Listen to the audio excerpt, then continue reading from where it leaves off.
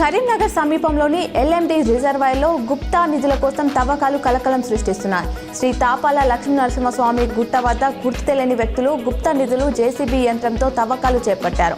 Ramakrishna colony గ్రామానికి చెందిన రైతుల సమాచారంతో గ్రామస్తులు వెళ్లి సదరు వ్యక్తులను ప్రశ్నించగా పొత్తన లేని సమాధానాలు చెప్తూ గొడవకు దిగారు. తమకు ఇరిగేషన్ అధికారులు అనుమతులున్నాయని ఎదురు తిరిగారు. దీంతో గ్రామస్తులు అధికారులను అడ్డగా తామేమీ అనుమతులు ఇవ్వలేదని స్పష్టం చేశారు.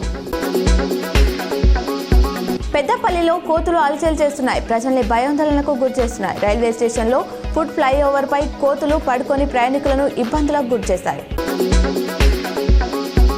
ఉపాధ్యాయులు ఉద్యమకారులు అన్నిటికన్నా మిన్న మంచి మనిషి. మన గ్రామంలో సుదీర్ఘ కాలం ఉపాధ్యాయుడిగా సేవలందించి ప్రతి ఒక్కరితో స్నేహపూరితంగా మెదిలిన గురువు కందకూరి రమణ గత నెల 13 అనారోగ్యంతో మనని విడిచి వెళ్లారు. సారు స్మరించుకునేందుకు ఈరోజు ఉదయం 10 గంటలకు ఎల్లారెడ్డిపేట సాయిశివ ఫంక్షన్ హాల్లో సంసరణ సభ ఏర్పాటు చేయడం జరిగింది.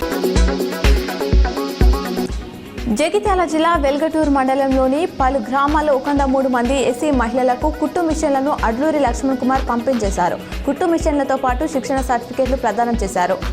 కాంగ్రెస్ ప్రజాప్రభుత్వం అభివృద్ధి సంక్షేమ కార్యక్రమాలకు అధిక ప్రాధాన్యత ఇస్తుందని, అందులో మహిళల సంక్షేమంపై ప్రత్యేక దృష్టి కేంద్రీకరించిందని తెలిపారు. Telangana hospitals and nursing homes association ఆధ్వర్యంలో డాక్టర్స్ తానాకన్ సెమినార్ నిర్వహించారు. తెలంగాణ రాష్ట్ర నలుమూలల నుంచి ప్రైవేట్ డాక్టర్స్ సుమారు 500 మంది హాజరయ్యారు. బలగం నటుడు జీవి బాబు కన్నుమూశారు. కమెడియన్ వేణు వెల్లడించారు. దిల్రాజ్ ప్రొడక్షన్లో మొదటిసారి దర్శకత్వం వహించిన బలగం సినిమాలో హీరో ప్రియదర్శి తాతగా నటించిన జీవి బాబు నిన్న తెల్లవారుజామున వరంగల్లో మరణించారు. గత కొన్ని రోజులుగా కిడ్నీ సంబంధిత వ్యాధితో బాధపడుతూ ఓ ప్రైవేట్ ఆసుపత్రిలో డయాలసిస్ పొందుతున్నారు.